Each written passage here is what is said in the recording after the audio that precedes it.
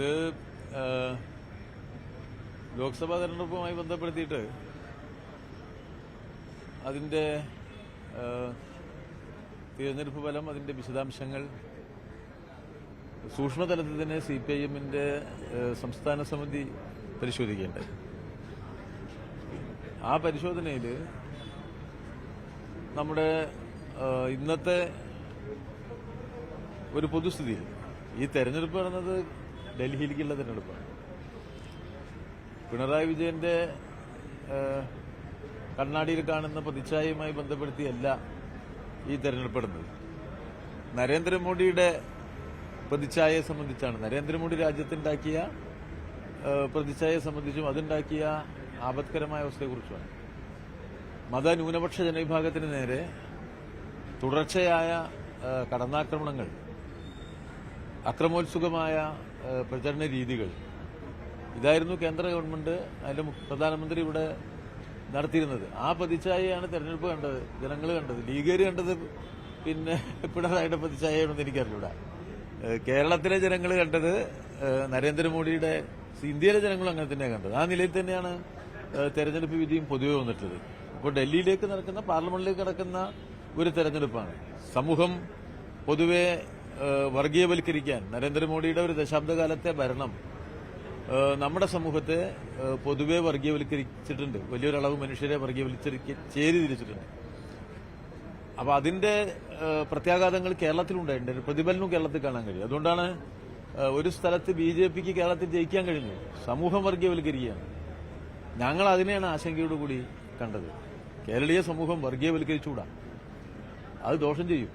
ഞങ്ങള് വളരെ കൃത്യമായ രാഷ്ട്രീയ നിലപാടാണ് സ്വീകരിച്ചത്. സിപിഐഎം അത് തീവ്ര ഹിന്ദുത്വ വർഗീയതയെ പരമാവധി തോൽപ്പിക്കാൻ സഹായകരമായ രൂപത്തിലുള്ള ആശയപ്രചരണം ഞങ്ങൾ നടത്തി. ഞങ്ങള് മുഖ്യശത്രുവായിട്ട് ബിജെപിയെ കണ്ട് ബിജെപി അധികാരത്തിൽ നിന്ന് മാറ്റുക എന്ന രാഷ്ട്രീയത്തെ മുന്നോട്ട് വെച്ചുകൊണ്ടുള്ള പ്രവർത്തനമാണ് നടത്തിയിട്ടുള്ളത്.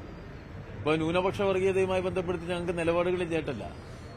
ഇന്നത്തെ ഒരു സാഹചര്യത്തിൽ പ്രാധാന്യം നൽകേണ്ടത് ഭൂരിപക്ഷ വർഗീയതയെ അധികാരത്തിൽ നിന്ന് മാറ്റുക എന്നതിനാണ് പ്രാധാന്യം നൽകുക. അപ്പൊ അതില് വ്യത്യസ്തമായ തരത്തിലൊരു സംവാദങ്ങളിലേക്ക് പോകുമ്പോൾ ഭൂരിപക്ഷ വർഗീയത രക്ഷപ്പെട്ടുകൂടാ. ആ ഒരു നിലപാടിലാണ് ഞങ്ങളൊക്കെ ഈ പ്രശ്നങ്ങൾ കൈകാര്യം ചെയ്തു പോന്നിട്ടുള്ളത്.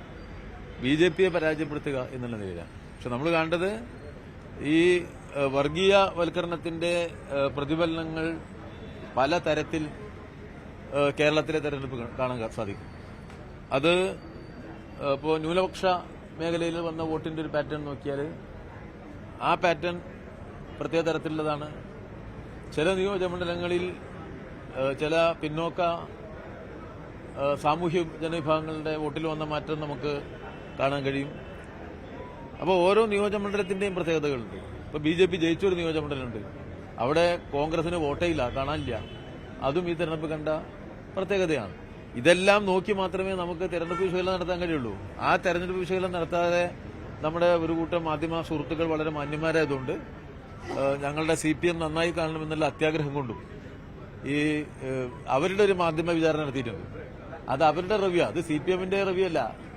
അതെന്നും വൈകുന്നേരം ഇന്നും നിലയും മിഞ്ഞാനൊക്കെ ആയിട്ട് പാർട്ടി സംസ്ഥാന കമ്മിറ്റി യോഗം നടന്നുകൊണ്ടിരിക്കുമ്പോൾ തന്നെ സിപിഎമ്മിനെ സഹായിക്കുന്നതിന് വേണ്ടി ചില മാധ്യമങ്ങൾ വസ്തുതാവിരുദ്ധമായ വാർത്തകൾ ഒരുപോലെ തയ്യാറാക്കി കൊടുക്കുന്നത് ഞാൻ കാണുകയുണ്ടായി. അപ്പോൾ എനിക്ക് മനസ്സിലായി നമ്മുടെ മാധ്യമ സുഹൃത്തുക്കൾ വളരെ നിഷ്കളങ്കരും നല്ലവരുമായതുകൊണ്ട് അറിയാത്ത കാര്യങ്ങളും ഭംഗിയായിട്ട് പറയാനുള്ള കഴിവുള്ളവരായി മാറിയിട്ടുണ്ട് എന്നാണ് ഞാൻ തിരിച്ചറിഞ്ഞത്. അതിൽ തെറ്റല്ല. ഇപ്പോൾ ഒരു മാധ്യമ പ്രവർത്തകന് വൈകുന്നേരം ഒരു വാർത്ത വേണം. ആ വാർത്ത കിട്ടിയില്ലെങ്കിൽ ഉണ്ടാക്കിയിട്ട് കൊടുക്കുകയും ചെയ്തില്ലെങ്കിൽ ആൾക്ക് ശമ്പളം കിട്ടൂല. അതൊരു തെറ്റായ കാര്യമായിട്ട് ഞാൻ കാണുന്നില്ല. പക്ഷേ അതിന് സിപിഎം വിരുദ്ധത ഉണ്ടെങ്കിൽ അതിനെതിരായിട്ട് പറയാന്നുള്ള ഞങ്ങളുടെ ഉത്തരവാദിത്തം. അത് പറയാതിരിക്കാൻ പറ്റില്ലല്ലോ. അപ്പൊ സിപിഎം വിരുദ്ധമായ ഒരു മനോഭാവം സമൂഹത്തിൽ സൃഷ്ടിക്കുന്നതിന് വേണ്ടി മാധ്യമങ്ങൾ ഈ സിപിഎം നടത്തിയ തിരഞ്ഞെടുപ്പ് സംബന്ധിച്ചുള്ള റിവ്യൂവിനെ, പരിശോധനയെ സംബന്ധിച്ച് തെറ്റായ വാർത്തകൾ കൊടുത്തിട്ടുണ്ട്. ആ തെറ്റായ വാർത്തകളാണ് ഇപ്പോൾ ഈ കേട്ടുകൊണ്ടിരിക്കുന്നത്. അല്ലാതെ അത് ഞങ്ങൾ നടത്തിയ വാർത്തകളല്ല. അതോടൊപ്പം തന്നെ ഒരു കാര്യം കൂടി ഞാൻ പറഞ്ഞേക്കാം. അതിൽ ചില പ്രവണതകളെ ഞങ്ങൾ പൊതുവെ വിമർശിച്ചിട്ടുണ്ട്.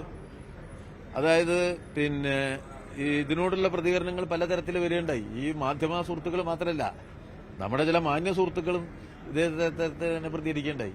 ഇപ്പോ മുസ്ലിം ലീഗിന്റെ സംസ്ഥാന അധ്യക്ഷന്റെ ഒരു പ്രതികരണം വന്നു, SNDP യോഗത്തിന്റെ ജനറൽ സെക്രട്ടറിയുടെ പ്രതികരണം വന്നു. ഇപ്പൊ ഇന്നലെ മുസ്ലിം ലീഗിന്റെ സംസ്ഥാന സെക്രട്ടറിയുടെ പ്രതികരണം വന്നു, ചന്ദ്രിക ദിനപത്രത്തിൽ വേറൊരു പ്രതികരണം വന്നു. ഈ പ്രതികരണമൊക്കെ ഞങ്ങൾ കാണുന്നുണ്ട്. ഈ പ്രതികരണങ്ങളൊക്കെ കണ്ടിട്ട് മിണ്ടാണ്ട് വിട്ടിരിക്കാൻ പറ്റുമോ? അതുണ്ടാവില്ല. സ്വാഭാവികമായിട്ടും ആ പ്രതികരണങ്ങളിൽ തെറ്റുണ്ടെങ്കിൽ, അതിൽ ശരിയുണ്ടെങ്കിൽ ഞങ്ങളെ വിമർശിക്കരുതെന്ന് ഞങ്ങൾ പറയില്ല. ഞങ്ങളെ ആർക്കും വിമർശിക്കാം.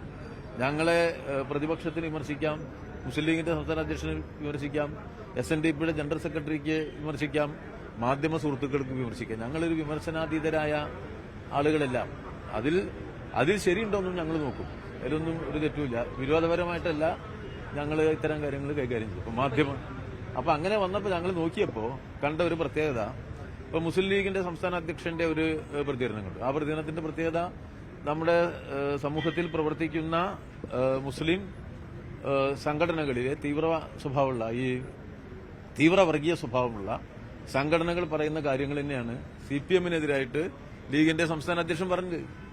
ലവ് ജിഹാദ് CPM പ്രചരിപ്പിച്ച ഒന്നാണെന്ന് അദ്ദേഹം ഇവിടെ പറയണ്ടായി. ലവ് ജിഹാദിന്റെ നിയമങ്ങൾ ഇവിടെ പാസ്സാക്കിയത് ആരാ? പിണറായി വിജയന. ലവ് ജിഹാദിനെതിരായിട്ടുള്ള ലവ് ജിഹാദ് എന്ന സംജ്ഞയുടെ പേരിൽ വിവാഹത്തിന്റെ അല്ലെങ്കിൽ മതപരിവർത്തനത്തിന്റെ പേരും പറഞ്ഞുകൊണ്ട് അതിന് വിരുദ്ധമായ നിയമങ്ങൾ പാസ്സാക്കിയത് ഒന്ന് ഉത്തർപ്രദേശിലാണ്, രണ്ടാമത്തെ മധ്യപ്രദേശിലാണ്, മൂന്നാമത്തെ ഉത്തരാഖണ്ഡിലാണ്.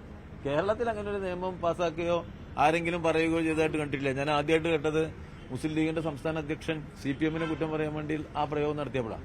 അതിന്റെ അപ്പുറത്ത് അതിന്റെ ആ പാരഗ്രാഫ് മുഴുവൻ ഞാൻ വായിച്ചു നോക്കി. ഇത് മുഴുവൻ മുസ്ലിം സമൂഹത്തിലെ വർഗീയവൽക്കരണത്തിന് നേതൃത്വം കൊടുക്കുന്ന ജമാഅത്തെ ഇസ്ലാമി, SDPI എന്നൊക്കെ പറയുന്ന സംഘടനകൾ സ്ഥിരമായി പറയുന്ന കാര്യങ്ങളുടെ ആവർത്തനമാണ് മുസ്ലിം ലീഗിന്റെ സംസ്ഥാന അധ്യക്ഷന്റെ ഭാഗത്തുനിന്ന് വന്നത്.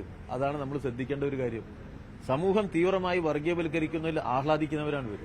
CPM ഉണ്ടായ കാലം മുതൽ ഞങ്ങൾ കമ്മ്യൂണിസ്റ്റുകാർക്ക് സാർവദേശീയ വീക്ഷണമുണ്ട്. ഞങ്ങള് അമേരിക്കൻ സാമ്രാജ്യത്തിൽ നടത്തുന്ന അതിക്രമങ്ങളെ ശക്തമായിട്ട് സമൂഹത്തിൽ അതിനെതിരായി പ്രചരിപ്പിക്കും. സാമ്രാജ്യത്വ വിരുദ്ധ പ്രചരണം എന്നുള്ളത് കമ്മ്യൂണിസ്റ്റ് പാർട്ടി പ്രവർത്തനത്തിന്റെ ഭാഗമാണ്.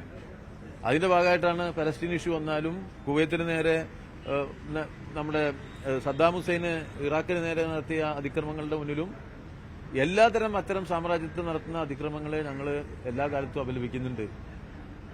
അത് കമ്മ്യൂണിസം പഠനക്കള്ളാസ് പോയില്ല, അത് ഞങ്ങളുടെ നിലപാടാണ്. അതൊക്കെ വഴി തിരിച്ചിട്ട് സംസാരിക്കുന്ന ആ ഭാഷയിൽ പ്രതിഫലിച്ചത് മുസ്ലിം സമുദായത്തെ കൂടുതൽ വർഗീയവൽക്കരിക്കാൻ ശ്രമിക്കുന്നവരുടെ അതേ വാക്കുകളും വാചകങ്ങളും ലീഗ് നേതൃത്വം ആവർത്തിച്ചുകൊണ്ടിരിക്കുകയാണ്. സഖാവ് പിണറായിക്ക് നേരെ നടത്തിയ ഈ പരാമർശത്തിന്റെ പിന്നിലും അവർ നടത്തുന്ന പ്രസംഗങ്ങളുടെ പിന്നിലും പ്രവർത്തനങ്ങളുടെ പിന്നിലും ഇപ്പോൾ ആ ശക്തികൾക്ക് കീഴ്പ്പെട്ടുപോയി എന്ന് തോന്നുന്ന തരത്തിൽ തന്നെയുള്ള പ്രചാരവേലകളാണ് അവരെടുത്തത്. ശ്രീ വെള്ളാപ്പള്ളി നടേശന്റെ പ്രസ്ഥാനയുടെ ഉള്ളിലേക്ക് നോക്കൂ നിങ്ങൾ. അതിൽ നോക്കിയാൽ SNDPയുടെ സെക്രട്ടറി സംസാരിക്കുന്നത് SNDPയുടെ സെക്രട്ടറിയെ പോലെയല്ല. അങ്ങനെയല്ല, ഞങ്ങൾ ഹിന്ദു എന്നാണ് പറയുന്നത്. എന്നാ ഞങ്ങൾ ഹിന്ദു ആയതാവോ?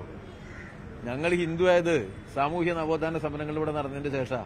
അതിന്റെ മുമ്പ് ഈ പിന്നോക്ക സമുദായത്തിന് ഗുരുവായൂരമ്പലത്തിന്റെ 1.5 കിലോമീറ്റർ ദൂരത്താ കൊണ്ടുപോയി നിർത്തിയിരുന്നത്. അങ്ങനെ ഒരു ചരിത്രം ഉണ്ടായിരുന്നു. ആ ചരിത്രം മറന്നുപോയത്. SNDP എന്ന് പറയുന്ന പ്രസ്ഥാനം നമ്മുടെ രാജ്യത്തിലെ എല്ലാ ജനവിഭാഗങ്ങളുടെയും നവോത്ഥാനത്തിന്റെ നേതൃത്വ സ്ഥാനത്ത് നിന്നിട്ടുള്ളതാണ്. എല്ലാവരെയും ആവേശം കൊള്ളിച്ച പ്രസ്ഥാനം. ഇന്നാണ് ബാക്കി സാമൂഹ്യ പരിഷ്കരണ പ്രവർത്തനങ്ങൾ നടന്നത്. ആ പ്രസ്ഥാനത്തെ കൊണ്ടുപോയിട്ട് സംഘപരിവാറിന്റെ ഒപ്പം ആക്കുക എന്നുള്ള പരിശ്രമം നടത്തിയാൽ അതിനെ കമ്മ്യൂണിസ്റ്റ് പാർട്ടി വിമർശിക്കും. അത് സ്വാഭാവികം. അത് അത്തരം വിമർശനങ്ങൾ അത് അസഹിഷ്ണുത വന്നിട്ട് കാര്യമില്ല. അപ്പോ സംഘപരിവാറിന്റെ ഭാഷയിൽ സംസാരിച്ചാൽ അതിനെ വിമർശിക്കും. മുസ്ലിം വർഗീയ തീവ്രവാദത്തിന്റെ ഭാഷയിൽ സംസാരിച്ചാൽ അതിന് വിമർശിക്കും. അത് ഞങ്ങൾ കമ്മ്യൂണിസ്റ്റുകാരാകുമ്പോൾ സമൂഹത്തിലെ ജനങ്ങൾ ഒന്നിച്ചു നിൽക്കണമെന്ന താല്പര്യമുള്ളപ്പോൾ ഞങ്ങൾ നിർവഹിക്കുന്ന ഒരു രാഷ്ട്രീയ ചുമതലയാണ്. അതിലൊന്നും മറ്റൊരു തരത്തിൽ അതിനെ കാണേണ്ട കാര്യമില്ല. വ്യാഖ്യാനങ്ങളാണ് ഇവർ നടത്തുന്നത്. അതിലിപ്പോൾ അവർക്ക് ഏതൊരാൾക്കും അവനവന്റെ സൗകര്യാധിഷ്ഠിത വ്യാഖ്യാനം നടത്തുന്നതിന് ഞങ്ങൾക്കാർക്കും വിരോധമില്ല. അത് നമ്മുടെ ജനാധിപത്യ സമൂഹമാണ്, ബഹുസ്വരതയുള്ള സമൂഹമാണ്. അത് ഞങ്ങളെ സംബന്ധിച്ച് തെറ്റായി പറഞ്ഞാൽ, ഞങ്ങളെ പാർട്ടി നയത്തെ തെറ്റായി വ്യാഖ്യാനിച്ചാൽ അത് വിശദീകരിക്കുക എന്നുള്ളതാണ്. തെരഞ്ഞെടുപ്പ് അനുഭവത്തിന്റെ പശ്ചാത്തലത്തിൽ നടന്ന കാര്യങ്ങളെക്കുറിച്ചാണ് സംസ്ഥാന മുഖ്യമന്ത്രി എന്നുള്ള നിലയിൽ സഖാവ് പിണറായി വിജയൻ പറഞ്ഞിട്ടുള്ളത്. ആ നിലപാട് അത് ഞങ്ങളുടെ നിലപാടാണ്, പാർട്ടിയുടെ നിലപാടാണ്. അത് സ്വാഭാവികമായിട്ട് പറയില്ല. അദ്ദേഹത്തെ മാത്രം ടാർഗറ്റ് ചെയ്തുകൊണ്ട് ഈ ലോക്സഭാ തെരഞ്ഞെടുപ്പിന് ശേഷം പിണറായി വിജയനെ മാത്രം ടാർഗറ്റ് ചെയ്യുന്ന ഒരു പ്രവർത്തനം നടക്കുന്നുണ്ടെന്നാണ് താങ്കൾ പറയുന്നത്. അതിലെന്താ സംശയം? മാധ്യമങ്ങൾ ഇപ്പൊ ഈ തെരഞ്ഞെടുപ്പ് പ്രവർത്തനത്തിന്റെ അന്ന് അതിന്റെ വ്യത്യാസം തുടങ്ങിയൊന്നുമില്ല. നമ്മുടെ മാധ്യമങ്ങളുടെ ഒരു സഹായം സഖാവ് പിണറായിക്ക് ധാരാളം കിട്ടിയിട്ടുണ്ട്. അത് അദ്ദേഹത്തെക്കുറിച്ച് വലിയ തോതിൽ കളവുകൾ പ്രചരിപ്പിക്കുക, കേരളത്തിലെ മുഖ്യമന്ത്രിയെ സമൂഹത്തിന്റെ മുന്നിൽ ഏറ്റവും മോശക്കാരനായി ചിത്രീകരിക്കുക, അതിന് ബോധപൂർവമായ പരിശ്രമം നടത്തുന്ന ധാരാളം മാധ്യമ സുഹൃത്തുക്കൾ നമുക്കുണ്ട്. അതിലിപ്പോ അവരവരുടെ തൊഴിൽ ചെയ്യുന്നേ ഉള്ളൂ. അത് സത്യമല്ല എന്നുള്ളത് ജനങ്ങൾക്കറിയാം. പിണറായിയെ വലിയ തോതിൽ മോശമായി ചിത്രീകരിച്ചിട്ടുള്ള ഒരുപാട് പ്രചരണങ്ങൾ കഴിഞ്ഞ ഒരു 10, 15, 20 കൊല്ലമായിട്ട് കേരളത്തിൽ നടന്നിട്ടുണ്ട്. കേരളത്തിലെ ജനങ്ങൾ പിണറായിയെ 2 തവണ മുഖ്യമന്ത്രിയായി തെരഞ്ഞെടുത്തിട്ടുണ്ട്. അത്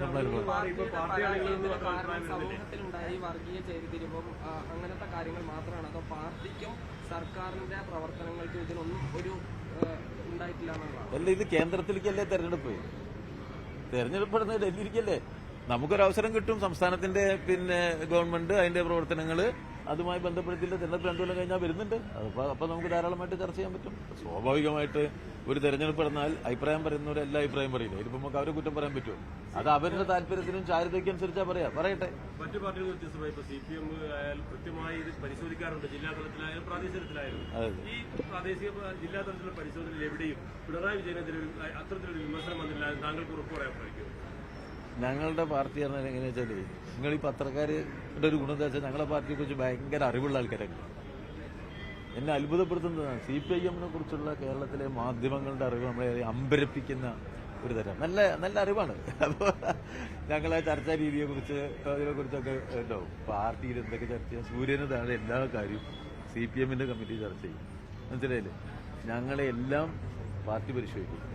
ഞങ്ങളുടെ എല്ലാം വാക്കിലും നോക്കിലും പ്രവർത്തനത്തിലും കുറവുണ്ടെങ്കിൽ അത് ഞങ്ങൾ പരിശോധിക്കും. അതിനൊക്കെയുള്ളൊരു സാധ്യതയുള്ള, അല്ലെങ്കിൽ നേതാവിന്റെ പിന്നിലല്ലോ പാർട്ടിക്കുണ്ട്. ഞങ്ങൾ എല്ലാവരും കൂടിയല്ലേ കാര്യങ്ങൾ ചർച്ച ചെയ്യും. സ്വാഭാവികമായിട്ടും എല്ലാ കാര്യങ്ങളും പാർട്ടിയിൽ ചർച്ച ചെയ്യും. അത് സ്വാഭാവികം. അത് പാർട്ടിയുടെ രീതിയാണ്. അതങ്ങനെയാണ് പാർട്ടി. അതിപ്പോ ഞങ്ങളാരും വിഷമിച്ചു നിൽക്കില്ല. ഇപ്പൊ എന്നെ ഒരു പാർട്ടി കമ്മിറ്റി 2 വിമർശിച്ചു. എന്റെ പാർട്ടി കമ്മിറ്റിയിൽ വേറെ എവിടെ വിമർശിക്കാൻ പറ്റും? മനസ്സിലായോ? പാർട്ടി കമ്മിറ്റിയിൽ എന്നെ വിമർശിക്കുന്ന സഖാവ് പുറത്തു വെച്ച് നിങ്ങൾ എന്നെ വിമർശിച്ചാൽ ഞാൻ നിങ്ങളോട് പെരുമാറുന്നത് പോലെയല്ല ചിലപ്പോൾ പെരുമാറുക. അത് അതേ ആളായിരിക്കും. പാലക്കാട്ട് സ്ഥാനാർത്ഥി നിർണ്ണയം പാളിയെന്ന വിമർശനവും വന്നിരുന്നു. ഞാൻ കേട്ടില്ല. താങ്കളെ വെള്ളാപ്പള്ളിയെ കുറിച്ച് പറഞ്ഞിരുന്നു. അദ്ദേഹം ഈ സർക്കാരിന്റെ ഒരു ഔദ്യോഗിക സംവിധാനത്തിൽ നവോത്ഥാന സമിതിയുടെ അധ്യക്ഷനായിരുന്നുകൊണ്ടാണ് ഇപ്പോഴും ഈ വർഗീയത പറയുന്നത്. അദ്ദേഹത്തെ മാറ്റേണ്ടതല്ലേ? പാർട്ടിയുടെ നിലപാടെന്തായാലും അല്ല, അത് വേറെ കാര്യം. നിലപാടിനെ ഒരാളൊരു നിലപാട് പറഞ്ഞാൽ അതിലെ ശരി തെറ്റുകളെയാണ് നമ്മൾ വിശകലനം ചെയ്യുന്നത്. അതിന്റെ അടിസ്ഥാനത്തിലാണ് ഞാൻ അക്കാര്യം പറഞ്ഞത്. ആ നിലപാടിനോടുള്ള ഞങ്ങളുടെ അഭിപ്രായ വ്യത്യാസം പാർട്ടി എന്നുള്ള നിലയിൽ ഞങ്ങൾ ചർച്ച ചെയ്ത് അംഗീകരിച്ചൊരു കാര്യമാണ്. അതാണ് ഞങ്ങൾ പറയുന്നത്. മുസ്ലിം ലീഗിനോട് CPM അത്ര ഒരു മൃദു സമീപനമായിരുന്നു കുറച്ച് കാലമായി സ്വീകരിച്ചത്. അതിന് മാറ്റം വന്നത് കോഴിക്കോട് ഇപ്പോൾ കഴിഞ്ഞ ദിവസം നടത്തിയ CM നടത്തിയ പ്രസംഗത്തോടുകൂടിയാണ്. മുസ്ലിം ലീഗുമായിട്ടുള്ള അകലം കൂടുകയാണ്. അങ്ങനെയല്ല, ഇത് ലീഗിന്റെ പ്രശ്നമല്ല. ന്യൂനപക്ഷ സമൂഹം ഈ തീവ്ര ഹിന്ദുത്വ ശക്തികളുടെ കടുത്ത കടന്നാക്രമണത്തിൽ വലിയ തോതിൽ പ്രയാസം അനുഭവിക്കുന്നവർ. ഒരു ദശാബ്ദകാലത്ത് അനുഭവമുണ്ട്. നരേന്ദ്രമോദിയുടെ ഓരോ ശ്രമമുണ്ട്. ഇപ്പോഴും അത് അവസാനിച്ചിട്ടില്ല. അതേ ഗവൺമെന്റിലെ അതേ മന്ത്രിമാരാണ് ഇപ്പോഴും മന്ത്രിമാരായിരിക്കുന്നത്. അതുകൊണ്ട് ഇത് BJPക്ക് കുറഞ്ഞ വോട്ട് എന്ന് പറഞ്ഞാൽ 0.8% മാത്രം. ഇപ്പൊ BJP അതിന്റെ ശക്തിയിൽ സീറ്റുകളുടെ എണ്ണത്തിൽ കുറവ് വന്നിട്ടുണ്ടെങ്കിലും BJP അവിടെ നിൽക്കുന്നുണ്ട്. പുതിയ ചില മേഖലകളിലേക്ക് BJP വ്യാപിക്കേണ്ടായി. അതിന്റെ ആപത്ത് അവസാനിക്കുന്നില്ല. ഇപ്പൊ നമ്മുടെ തെക്കേ ഇന്ത്യയിലേക്ക് കിഴക്കേ ഇന്ത്യയിലേക്കൊക്കെ BJP വ്യാപിച്ചതായിട്ടും കാണാൻ കഴിയുന്നുണ്ട്. അപ്പൊ അത്തരമൊരു സാഹചര്യത്തിൽ സ്വാഭാവികമായിട്ടും ആ ആപത്തിനാണ് നമ്മൾ പ്രധാനമായിട്ടും നോക്കുക BJP. അപ്പോൾ ന്യൂനപക്ഷവും ഭൂരിപക്ഷവും ഒരുപോലെ എന്ന് നമുക്ക് വർഗീയതനെ പോലെ ഒരുപോലെയാണ് ഈ രണ്ടും. അതിന്റെ പ്രവർത്തനങ്ങൾ നമുക്ക് പറയാൻ കഴിയില്ല. ന്യൂനപക്ഷത്തോടൊപ്പം നിൽക്കുക എന്നത് സ്വാഭാവികമായും ഇത്തരം ഒരു സാഹചര്യത്തിൽ വളരെ പ്രാധാന്യമുണ്ട്. കാരണം അവർക്ക് നേരെയാണ് അക്രമം വരുന്നത്. അതൊരു ഇടതുപക്ഷ നിലപാടാണ്. അത് തൊഴിലാളി വർഗ രാഷ്ട്രീയം. ഈ മലപ്പുറത്തും മലബാറിൽ +1 സീറ്റ് പ്രതിസന്ധി വലിയ തോതിലുണ്ട്. മന്ത്രി ഒരു കണക്ക് പറയുന്നു. ഇന്നത്തെ SFI തന്നെ മലപ്പുറം കലക്ടറേറ്റിലേക്ക് മാർച്ചൊക്കെ നടത്തി. ഇതിന്റെ പരിഹാരം കാണേണ്ടതല്ലേ? അല്ല, പരിഹാരം ഉണ്ടാവുമല്ലോ. ഇതെന്താവശ്യം? കഴിഞ്ഞ തവണത്തെ SLC പരീക്ഷാഫലം വന്നപ്പോൾ ഇത് തന്നെയായിരുന്നു വാർത്ത. ഞാൻ നോക്കി. നിങ്ങൾ മാധ്യമ സുഹൃത്തുക്കൾ തയ്യാറാക്കിയ വാർത്തയുടെ ഒരു സ്വഭാവം നോക്കിയപ്പോൾ കഴിഞ്ഞല്ലോ ഇതേ വാർത്തയാണ്. അതിന്റെ മുമ്പത്തെ കൊല്ലം ഞാൻ നോക്കി, ഇതേ വാർത്തയാണ്. മനസ്സിലായില്ലേ? നിങ്ങൾ തന്നെ ഒരു കാര്യം ചെയ്യൂ. കഴിഞ്ഞ കൊല്ലം കൊടുത്ത വാർത്ത ഒന്ന് നിങ്ങൾ പോയി നോക്കൂ. നിങ്ങൾ ഇതന്നെ പറഞ്ഞു നോക്കൂ. അതിന്റെ മുമ്പത്തെ കൊല്ലത്ത് നോക്കൂ, അതിന്റെ മുമ്പത്തെ കൊല്ലത്ത് നോക്കൂ. അപ്പൊ എല്ലാ വർഷവും ഈ വിഷയം വരാറുണ്ട്. നമുക്ക് മലപ്പുറം ജില്ലയിൽ പരമാവധി സീറ്റുകൾ വർദ്ധിപ്പിക്കാനും കൊടുക്കാനും ഈ പ്രശ്നം പരിഹരിക്കാനുള്ള നല്ല മുൻകൈയാണ് കഴിഞ്ഞ വർഷങ്ങളിലെല്ലാം ഇടതുപക്ഷ ഗവൺമെന്റ് എടുത്തിട്ടുണ്ട്. ഇതൊന്നും ഇപ്പൊ വിരോധപരമായി കാണുന്നില്ല. ഇതൊരു രാഷ്ട്രീയ വിഷയമല്ല. ജില്ലയിലെ വിദ്യാർത്ഥികളുടെ ഭാവിയായിട്ടൊക്കെ ബന്ധപ്പെട്ട് പഠിക്കാനുള്ള സൗകര്യങ്ങളാണ്. അതൊക്കെ പരിഹരിക്കപ്പെടും. ഗവൺമെന്റ് അതിന് നല്ല പരിശ്രമം നടത്തുന്നുണ്ട്. നമ്മളെ വിദ്യാഭ്യാസ മന്ത്രി പറഞ്ഞാല് അദ്ദേഹം ഒരു വിദ്യാർത്ഥി നേതാവായിരുന്നാണ്, മനസ്സിലായില്ലേ? വിദ്യാർത്ഥി പ്രക്ഷോഭങ്ങളൊക്കെ നയിച്ചിട്ടുള്ള ഒരു മന്ത്രിയാണ്. അപ്പൊ അതുകൊണ്ട് അദ്ദേഹം വളരെ താല്പര്യപൂർവ്വം തന്നെ ഈ പ്രശ്നം പരിഹരിക്കാൻ നല്ല മുൻകൈ എടുക്കുന്നുണ്ട്. നമ്മുടെ വിദ്യാർത്ഥി സംഘടനാ പ്രവർത്തകരെ വിളിച്ചിട്ടുണ്ട്, ചർച്ച ചെയ്ത് പരിഹരിക്കും, ഒരു പ്രശ്നം ഉണ്ടാവില്ല.